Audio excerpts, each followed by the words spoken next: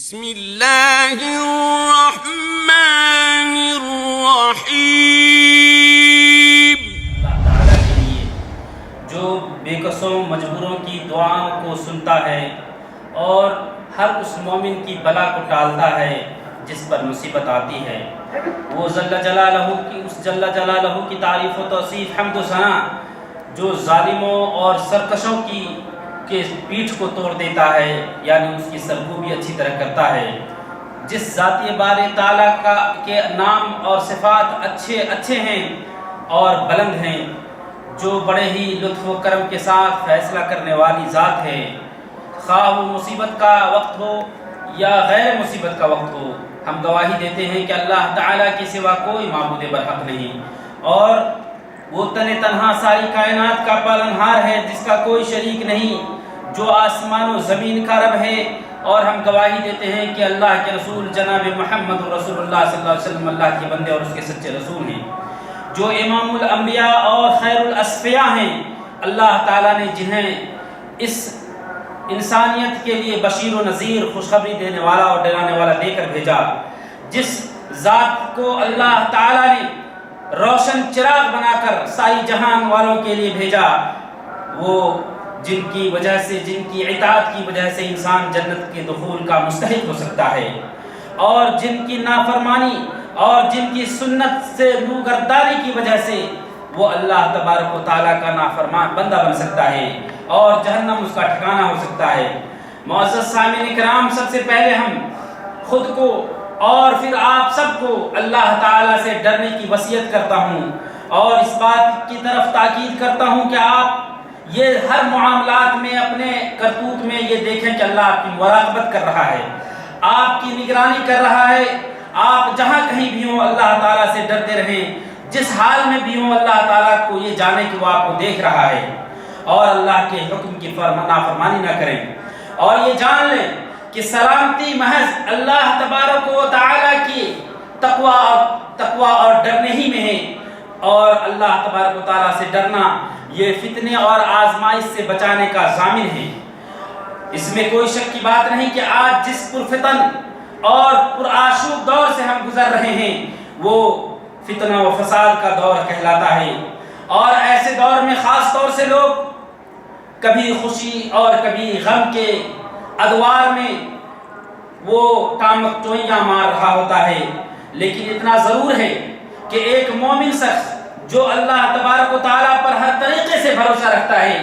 تو وہ کبھی بھی کسی دو حالت میں نامراد یا خاسر نہیں ہے، یعنی ایک مومن چاہے وہ مصیبت میں ہو یا خوشی کے عالم میں ہو، دونوں حالت اس کے لیے بھلائی کا ہے۔ حضور اکرم صلی اللہ علیہ وسلم نے فرمایا، عجبا لامر المؤمن اذا مسته الضراء صبر واذا مسته السراء شکر، کہ بڑی تعجب کی بات ہے مسلمان مومن کے لیے کہ جب اس سے کبھی کوئی مصیبت لاحق ہوتی ہے تو وہ صبر کرتا ہے، اور جب کسی خوشی کا موقع آتا ہے تو وہ شکریہ ادا کرتا ہے، یعنی مومن کے لیے دونوں حال میں خوشی کی بات ہے اور وہ خوش رہتا ہے اللہ تعالیٰ کے حکم سے۔ اے امت اسلام، ہمیں اور آپ کو نجات کی جو رسی ہے اسے مضبوطی سے پکڑنا چاہیے، اور وہ قرآن و سنت ہے۔ آج جب زمانے نے ہمیں طرح طرح سے مصیبتوں کے ساتھ چونکا دیا ہے، جن مصیبتوں کا نام بھی نہیں ہم لے سکتے، آج کیا ہمیں وہ مصیبتیں نظر نہیں آتی؟ کیا ہم ایک دوسرے کی آنکھوں کو نہیں کھول سکتے؟ ہم ہر صبح شام دیکھتے ہیں کہ کہیں کوئی جنگ ہے، کہیں کسی کے بہو بیٹیوں کی عصمت دری ہو رہی ہے، تو کہیں مصیبت و آلام کے بادل ٹوٹ رہے ہیں، اور بالخصوص ہم مسلمان ممالک کے اندر ہی یہ سارے فتنے اور فساد برپا ہیں، پھر بھی ہم اللہ تبارک و تعالیٰ سے توبہ نہیں کرتے اور اللہ کے ذکر و اذکار میں مشغول نہیں ہوتے۔ مومنوں، یہ جان لو کہ ہمارے پاس یا ہمارے ساتھ جو بھی مصیبت آئی ہے، جو بھی پریشانیاں آئی ہیں، ما اصابکم من مصیبت الا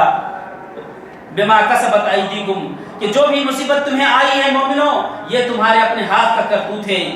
ہم یہ جان لیں کہ یہ تھوڑی بہت مصیبت، جیسے کہ اللہ تعالیٰ نے فرمایا، ظہر الفساد فی البر والبحر بما کسبت ایدی الناس لیذوقوا بعد الذی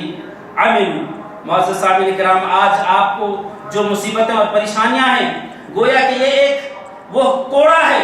وہ ہتھیار ہے، وہ دافع ہے جو آپ کو ایمان کے گود کی طرف لے جا رہا ہے، ایمان کی سر چشمے کی طرف کھینچ کر لے جانے کا وہ ذریعہ ہے کہ آج تک آپ یہ سوچ رہے تھے کہ ہم ایسی ہی مستی کی زندگی گزار رہے ہیں، پھر ہمیں موت آ جائے گی آٹومیٹک، لیکن یہ جان لیں ان مصیبتوں سے دوچار کرنے میں اللہ تعالیٰ کی بڑی حکمت یہ ہے کہ آپ کے ایمان کو جگایا جائے، آپ توحید کے رسی کو مضبوطی سے پکڑ سکیں اور اپنے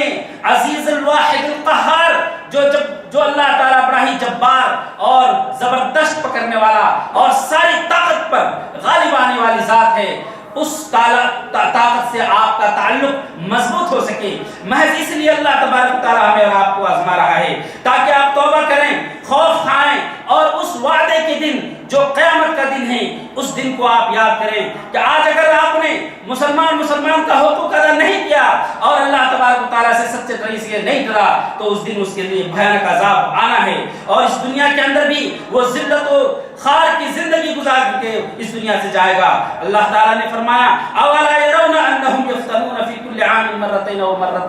او مرتين، کیا یہ لوگ اے اللہ کے نبی انہیں نظر نہیں آتی کہ ایک سال میں وہ ایک بار دو بار کبھی نہ کبھی وہ مصیبتوں سے آزمائے جاتے ہیں، ثم لا يتوبون، پھر بھی وہ توبہ نہیں کرتے، ولا هم يذكرون، اور وہ نہ اللہ تعالیٰ سے نصیحت حاصل کرتے ہیں۔ اے مسلمانوں، اگر کوئی پناہ کی جگہ ہے، اگر کوئی توبہ قبول کر سکتا ہے، اگر کہیں بھاگ کر کے ہم اور آپ جا سکتے ہیں تو وہ سب صرف اور صرف ہمارا خالق کائنات اللہ تعالیٰ ہے۔ اگر ہمیں اور آپ کو کسی سے پناہ لینی ہے تو ہر حال میں ہمیں صرف اور صرف اللہ کی دعائی لگانی ہوگی، اور ہمیں ضرورت ہے کہ اپنے صدق ایمان کے ذریعہ اللہ تعالیٰ سے گریہ وزاری کریں، خوب دعائیں کریں اور صدق و سچائی کے ساتھ اس ذات باری تعالیٰ پر کامل یقین اور بھروسہ کرتے ہوئے اس بات کی تصدیق کرائیں، اس بات کا آپ ثبوت دیں کہ یقیناً آپ کا تعلق اللہ تعالیٰ سے مضبوط ہے اور آپ کامل مومن ہیں۔ یقین کے اس بلندی کو آپ کا توحید، آپ کا اخلاص اور اللہ تعالیٰ سے رشتہ جڑتا ہے، جو انبیاء کرام علیہ السلام کا اور صحابہ کرام کا مقصود تھا کہ اس دنیا کے اندر ہر مسلمان یہ تعلق استوار کر سکے اور اس بلندی کو پہنچ سکے، کیونکہ میرا ملجا وہ رب رحیم جو قریب ہے، جو مجیب الدعات ہے، وہ جس نے کہا وَإِذَا سَأَلَكَ عِبَادِي عَنِّي فَإِنِّي قَرِيبٌ، کہ نبی کریم صلی اللہ علیہ وسلم جب آپ سے پوچھتے ہیں میرے بندے میرے بارے میں کہ میں کہاں ہوں، تو آپ جواب دیجئے کہ میں ان بندے کے بہت ہی قریب ہوں، جب بھی وہ مجھے پکارتا ہے میں اس کی دعا کو قبول کرتا ہوں۔ تو چاہیے کہ وہ مجھے سے دعائیں طلب کریں اور مجھ پر ایمان لائیں، یعنی مجھ پر بھروسہ رکھیں کہ میں ہی اس کی نفع نقصان کا مالک ہوں، میں ہی مشکل کشا ہوں اور میں ہی اسے کے نفع کا مالک ہوں، میں ہی اس کو جیت دوں گا، میں ہی اس کو شکست یا میں ہی اس کو غلبہ دے سکتا ہوں، لعلہم یرشدون، شاید کو صحیح راستہ حاصل کر سکے۔ مومنوں، دعا یہ سبب ہے مصیبتوں کے ٹالنے کا اور بدبختی کو دفع کرنے کا، اور یہ انبیاء کرام علیہ السلام کا شیوہ رہا ہے۔ یہ لوگ وہ لوگ جو نیکوکار تھے، وہ خیرات کے اندر، بھلائی کے اندر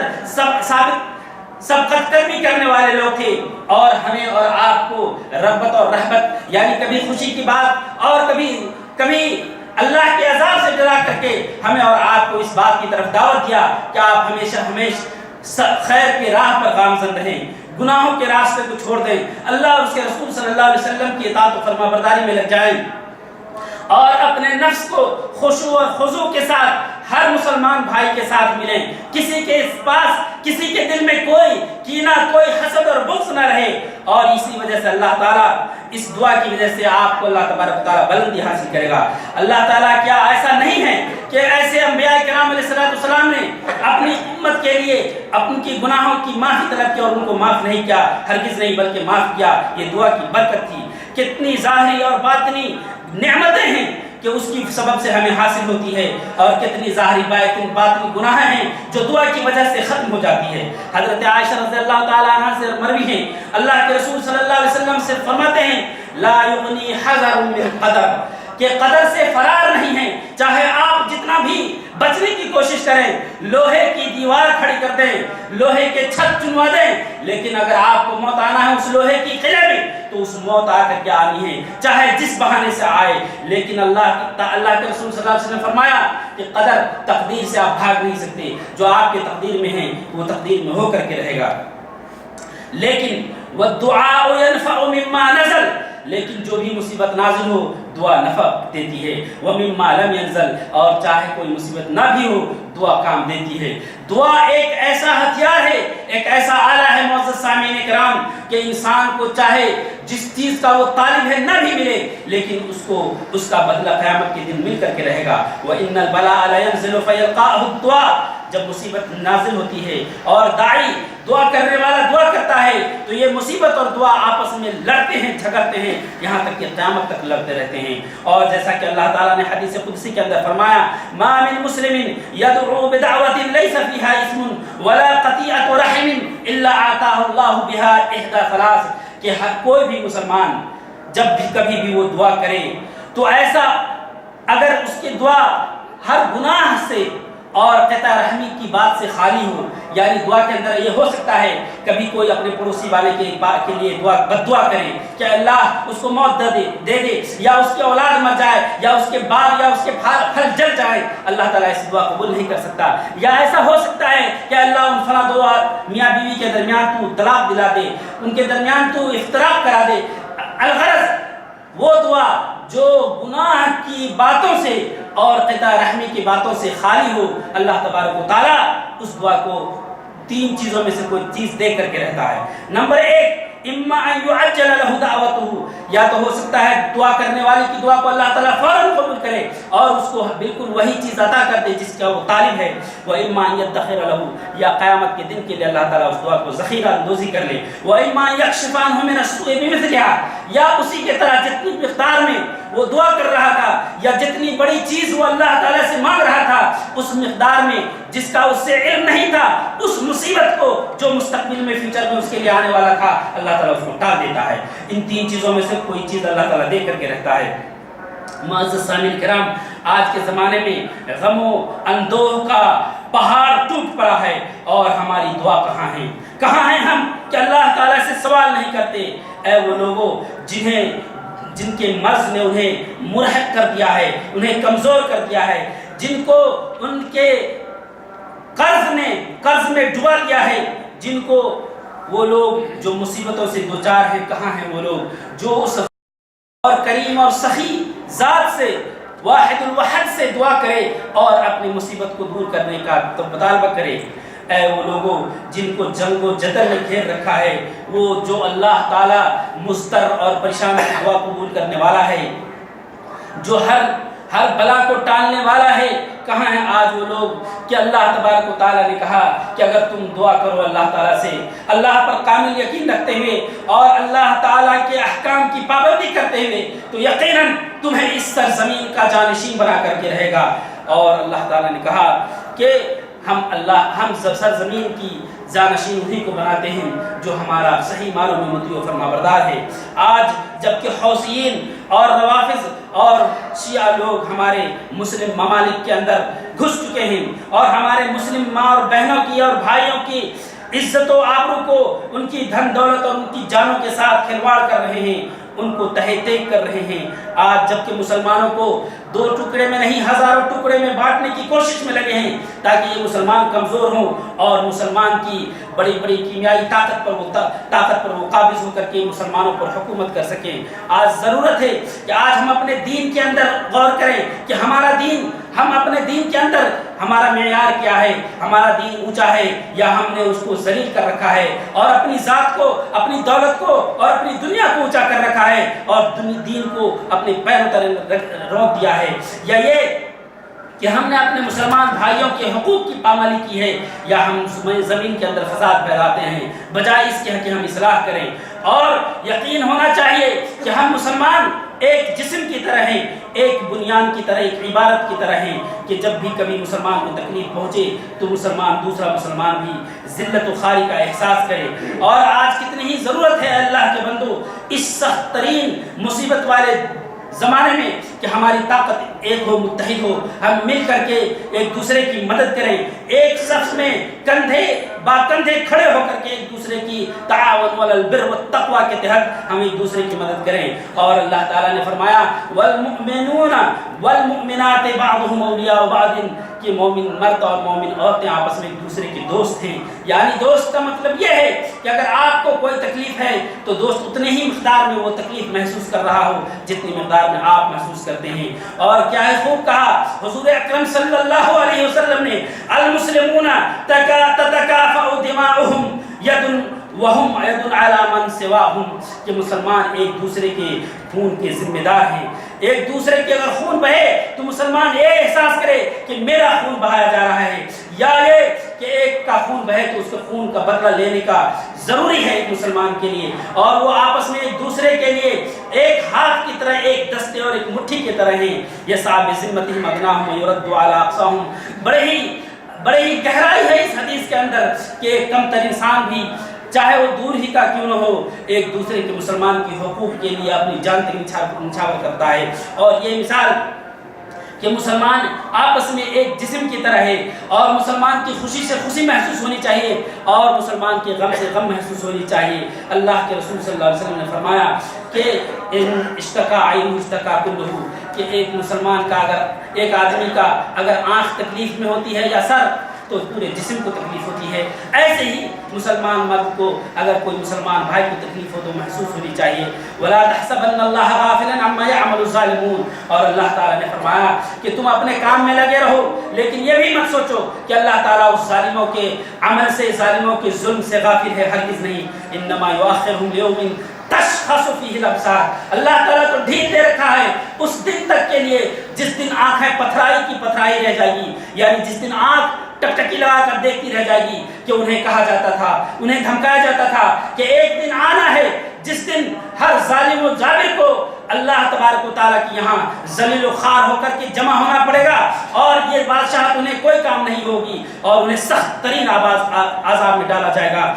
وقول رسولنا واتق دعوت المظلوم، اور ہمارے رسول صلی اللہ علیہ وسلم کا یہ کہنا کہ مظلوم کی بد دعا سے بچتے رہو، کیونکہ مظلوم کے بد دعا کے بیچ کوئی پردہ نہیں ہوتا۔ اور تین طرح کی دعائیں جو اللہ تعالیٰ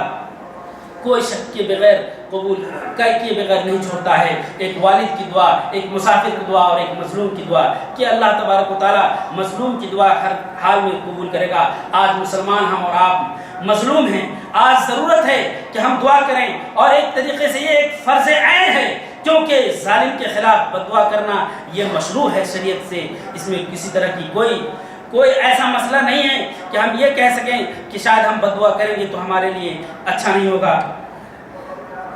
معزز سامعین کرام، ہمارے لیے ضروری ہے کہ ہم اپنے مسلمان بھائیوں کے لیے جو مظلوم ہیں ان کے لیے دعا کریں، اور ظالموں کے لیے بد دعا کریں۔ اے اللہ ہمارے حق کو حق کر کے ثابت کر، اور مسلمانوں کو عزت بخش۔ آمین۔ وصلی اللہ علی خیر خلقہ محمد وعلی آلہ وصحبہ اجمعین۔ السلام علیکم۔